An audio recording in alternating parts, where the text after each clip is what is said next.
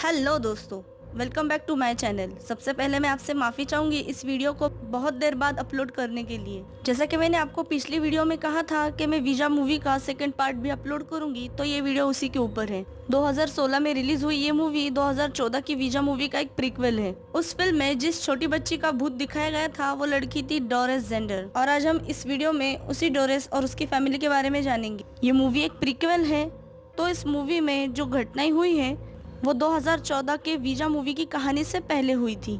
अगर आप में से किसी ने वो वीडियो देखी नहीं होगी तो मैं आपसे रिक्वेस्ट करूंगी कि आप वो वीडियो पहले देखें। और अगर ये वीडियो आपको अच्छी लगे तो लाइक, कमेंट और शेयर ज़रूर कीजिए।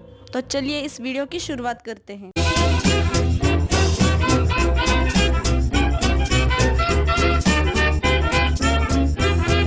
तो ये कहानी शुरू होती है 1967 लॉस एंजलिस जेंडर फैमिली से।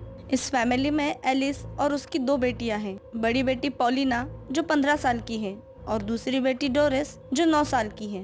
बहुत साल पहले एक एक्सीडेंट में एलिस के पति रॉजर की मौत हुई थी। एलिस स्पिरिचुअल मीडियम होने का दावा करती थी, यानी वो मरे हुए लोगों से बातें करती थी और उसके पास बहुत से लोग आते थे जो अपने मरे हुए रिश्तेदारों से बातें करना चाहते थे, पर असल में ऐसा नहीं था। एलिस बस लोगों को बेवकूफ बनाती थी।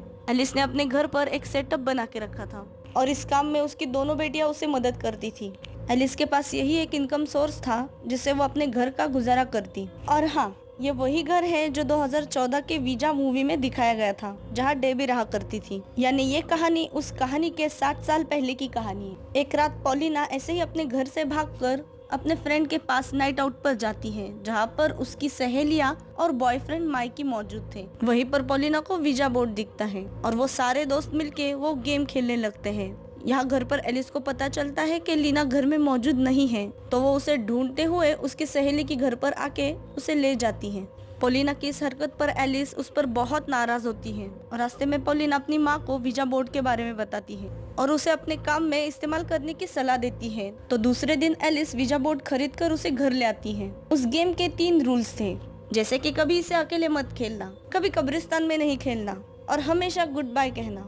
इस गेम को अपने काम में किस तरह से इस्तेमाल करना है ये जानने के लिए एलिस वो गेम अकेले ही खेलना शुरू करती है। यानी एलिस उस गेम का पहला और दूसरा नियम तोड़ देती है, पहला अकेले खेलकर और दूसरा कब्रिस्तान में खेलकर। ये कब्रिस्तान वाली बात हमें फिल्म में आगे पता चलती है। जब वो खेलना शुरू करती है तब ऐसे ही सवाल पूछने लगती है कि तुम्हारा नाम क्या है। तब हम देखते हैं कि ऊपर कमरे में बैठी हुई डोरेस पजेस्ड होकर मार्कस नाम लेती है। यानी एलिस के वो गेम खेलने से एक मार्कस नाम का इविल स्पिरिट डोरेस को पजेस्ट कर लेता है और कुछ ही देर बाद डोरेस फिर से नॉर्मल हो जाती है। जब डोरेस पजेस्ट होती है तब पॉलिना भी वहाँ मौजूद थी, पर उसे कुछ समझ नहीं आता कि आखिर डोरेस ऐसा क्यों कर रही थी। रात को सोने से पहले एलिस अपने पति रॉजर से बात करने की कोशिश करती है।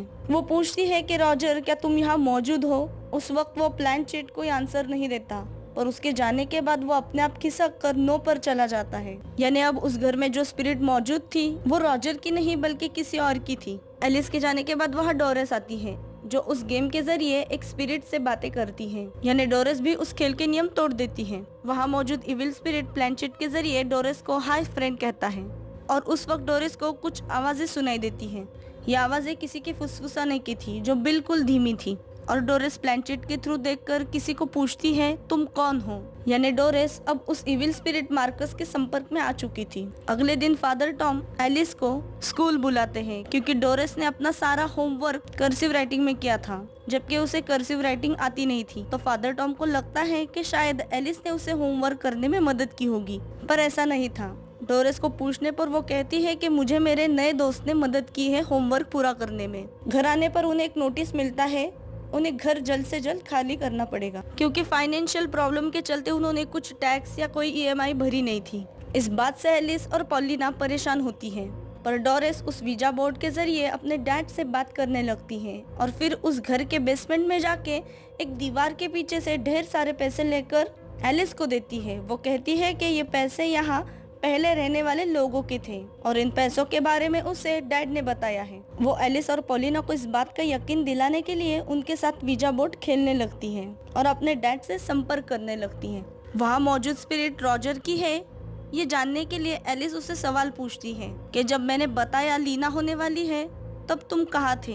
वो एविल स्पिरिट एलिस के इस सवाल का जवाब बिल्कुल सही देता है। तो एलिस को भी यकीन हो जाता है कि यहाँ मौजूद आत्मा रॉजर की है, पर ऐसा नहीं था। जिसे वो रॉजर समझ रहे थे वो मार्कस नाम के एक आत्मा थी, और वो एलिस के इस सवालों का जवाब बिल्कुल सही कैसे देता है यह हमें फिल्म में आगे पता चलेगा। पॉलिना को अब भी यकीन नहीं था कि वो उसके पिता हो सकते हैं, पर एलिस बहुत खुश होती है। उसे लगता है कि डोरिस के पास आत्माओं से कनेक्ट होने का हुनर है, क्योंकि एलिस की माँ एक पाम रीडर थी जो लोगों का भविष्य बताती थी। इस वजह से उसे लगता है कि यही हुनर डोरिस में आया है, और अब एलिस डोरिस को स्कूल ना भेजकर उसे अपने साथ घर में रखने लगती है, ताकि वो डोरिस के जरिए लोगों को यकीन दिला सके कि वो सच में उनके मरे हुए रिश्तेदारों से बातें करते हैं, और इस तरह से वो अच्छे पैसे कमा सके, क्योंकि डोरिस ही अच्छी तरह से मरे हुए लोगों की आत्माओं से संपर्क करना जानती थी। और कभी कभी डोरिस उन मरे हुए लोगों की आवाज में भी बातें करती थी, जिससे लोगों को भी उन पे यकीन होता था। रात को डोरिस की गर्दन में दर्द होता है।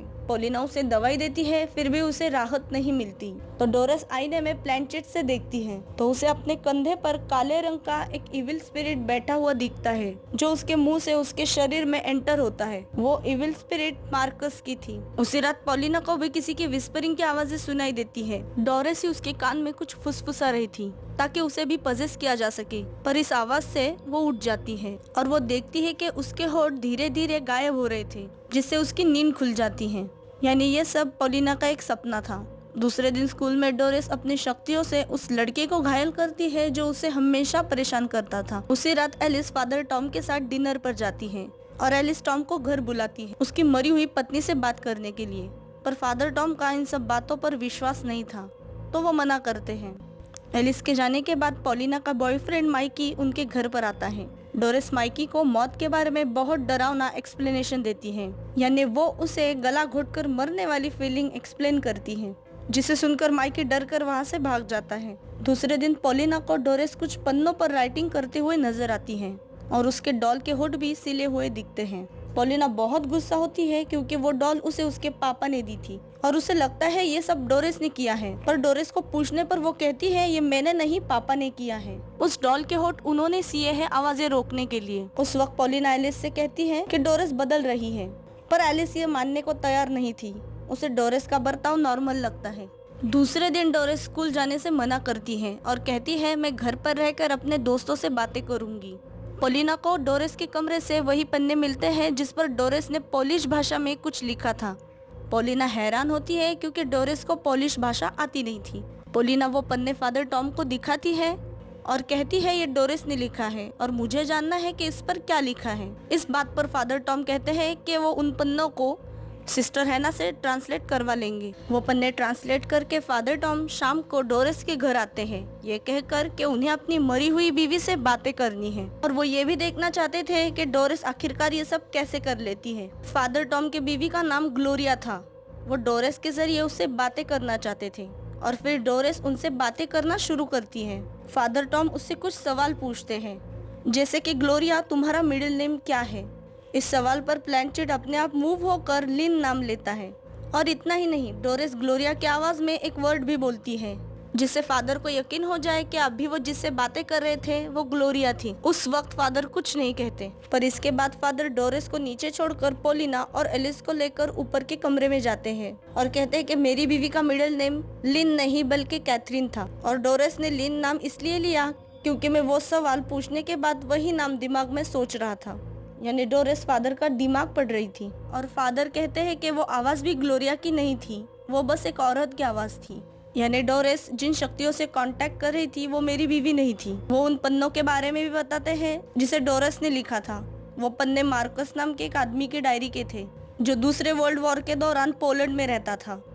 उस लेटर में उसकी फैमिली और वॉर के बारे में लिखा था कि कैसे जर्मन्स ने उन्हें घेर लिया था, और उन लेटर्स में कैंपस की डॉक्टर का भी जिक्र था, जिसे सब शैतान का डॉक्टर कहते थे, क्योंकि उसे जादू टोने में ज्यादा दिलचस्पी थी और वो अपने मरीजों पर भी एक्सपेरिमेंट करता था।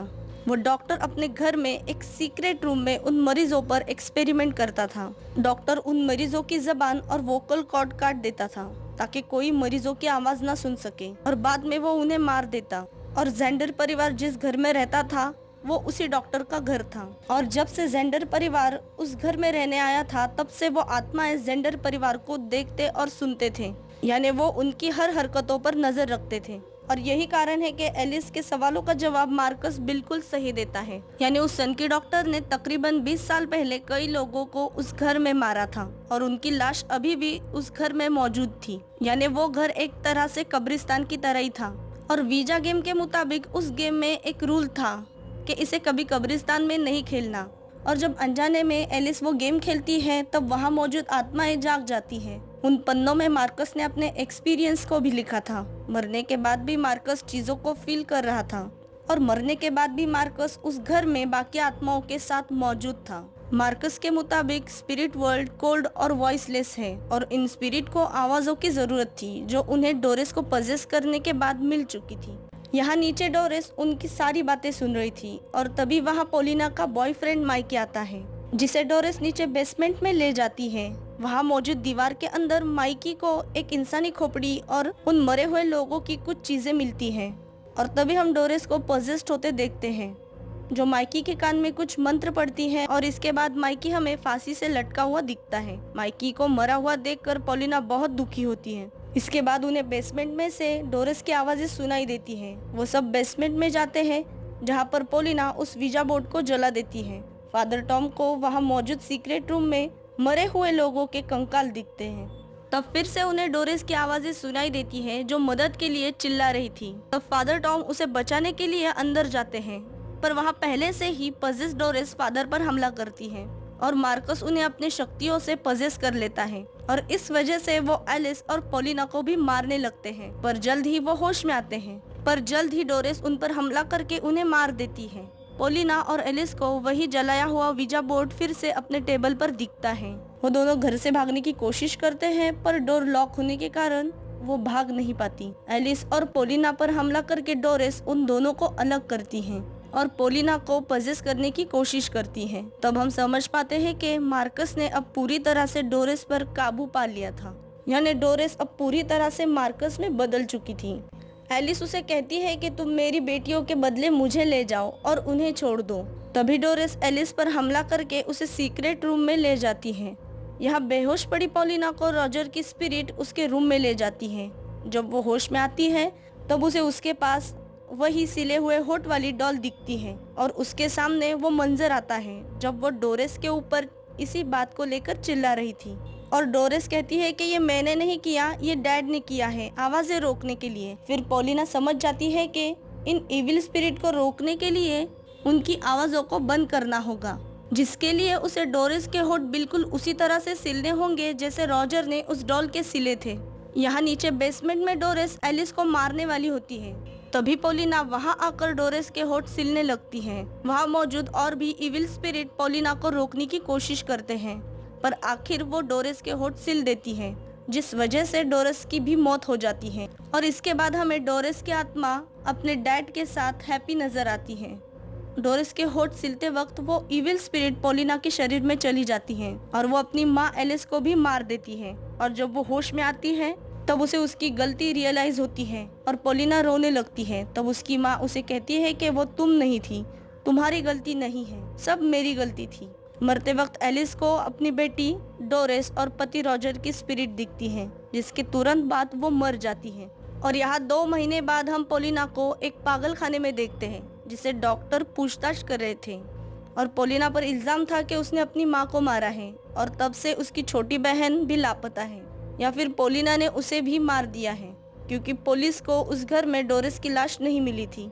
फिल्म के एंड में हम देखते हैं कि पोलिना अपने खून से अस्पताल के कमरे में एक वीजा बोर्ड तैयार करती है और चश्मे के ग्लास को हाथ में पकड़कर प्लैंचिट का शेप बनाती है और इसके सहारे वो डोरिस की आत्मा को बुलाने की कोशिश करती है, पर वहाँ डोरिस के रूप में मार्कस ही आता है और हम डोरेस और पोलिना को एक साथ बैठे हुए देखते हैं। मूवी के लास्ट सीन में हम देखते हैं कि डॉक्टर पोलिना के कमरे में देखते हैं और पोलिना उन्हें घूर रही है। तभी पीछे से इविल डोरेस डॉक्टर के तरफ बढ़ती है और ये मूवी यही खत्म हो जाती है। मूवी के एंड में एक पोस्ट क्रेडिट सीन है जिसमें 47 ईयर बाद की कहानी बताई गई है, जहाँ पर पोलिना बूढ़ी हो चुकी है और अस्पताल में उसे मिलने उसकी नीस आई है। यहाँ से कहानी 2014 की वीजा मूवी से कनेक्ट होती है, जहाँ लेन पोलिना की नीस बताकर उसे मिलने आई थी। इस मूवी को IMDb पर 6.1 की रेटिंग मिली है, जो पहले वाली फिल्म से ज्यादा है। आपको ये वीडियो कैसा लगा ये कमेंट करके जरूर बताइए, और अगर अच्छा लगे तो लाइक भी जरूर कीजिए,